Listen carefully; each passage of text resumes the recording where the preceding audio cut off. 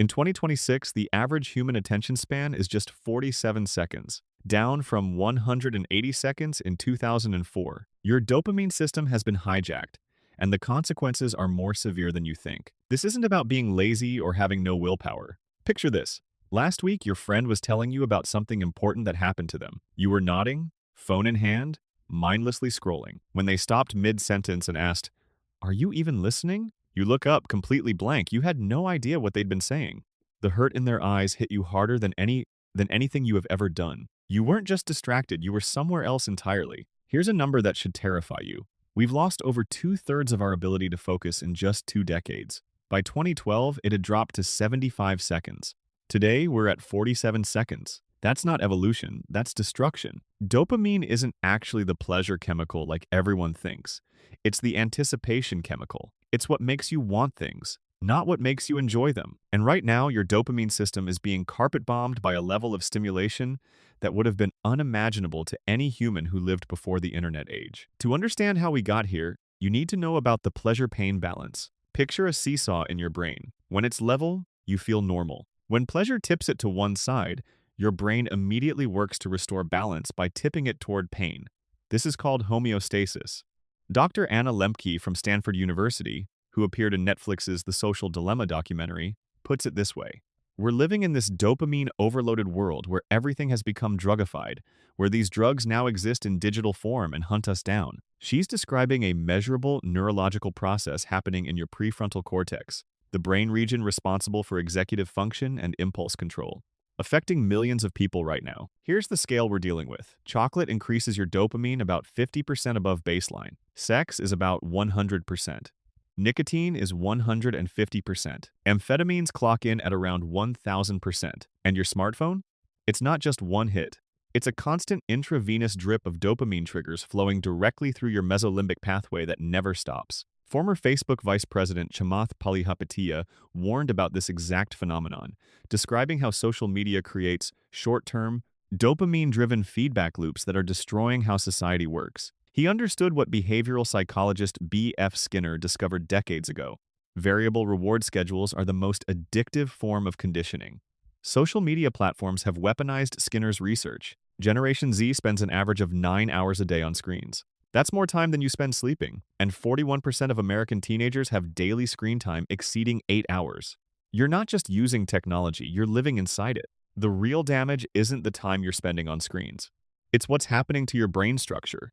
Research from Ludwig Maximilian University found that people who used TikTok performed so poorly on memory tasks after being interrupted that they were barely better than random guessing. According to Harvard Medical School research technician Trevor Haynes, social media platforms leverage the same neural circuitry used by slot machines and hard drugs. They're not entertainment companies. They're drug dealers, and their product is your attention. Your brain responds through neural pruning, normally how your brain becomes efficient by cutting away unused pathways.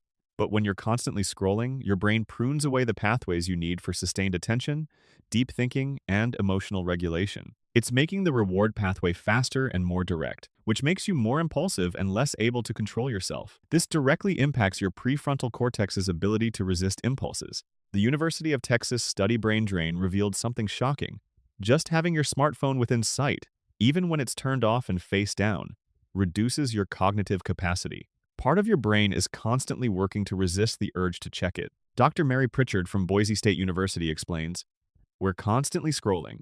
Milliseconds can go by between one event and the next. 20 years ago, things took as long as they took. This has created what researchers now call TikTok brain, where your attention becomes so fragmented you can't engage with anything that doesn't provide immediate stimulation.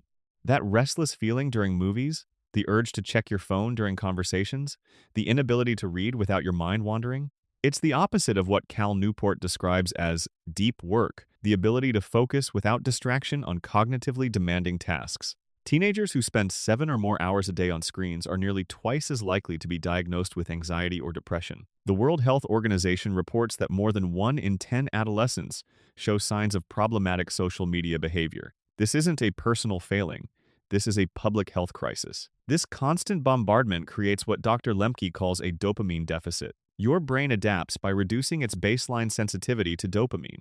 When you're not using social media, you actually feel worse than before you started. you're experiencing genuine withdrawal. With prolonged use, your capacity to experience pleasure from normal activities goes down, while your vulnerability to anxiety, depression, and restlessness goes up. You need increasingly intense stimulation just to feel normal. Unlike traditional addictions, digital addiction doesn't look like a problem from the outside.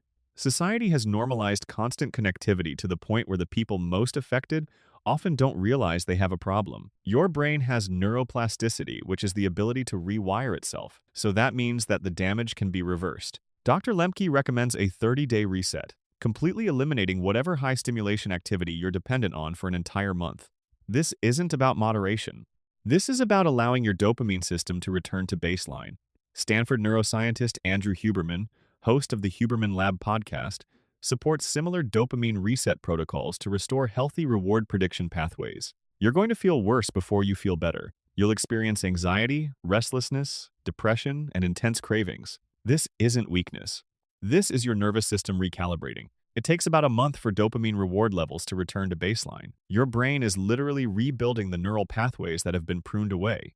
Meaningful changes begin within weeks, with substantial improvements occurring within 3 to 6 months. Replace high-stimulation activities with slow dopamine activities. Face-to-face conversations, exercise, reading, creating art, nature, or puzzles. These still release dopamine, but in sustainable amounts that don't overwhelm your system. This is about building what Cal Newport calls deep work capacity back into your life. Research from Oxford academics shows that when people blocked mobile internet for just 1 week, 91% improved on mental health, well-being, and attention span. They spent more time socializing in person, exercising, and being in nature, activities that build rather than deplete cognitive resources.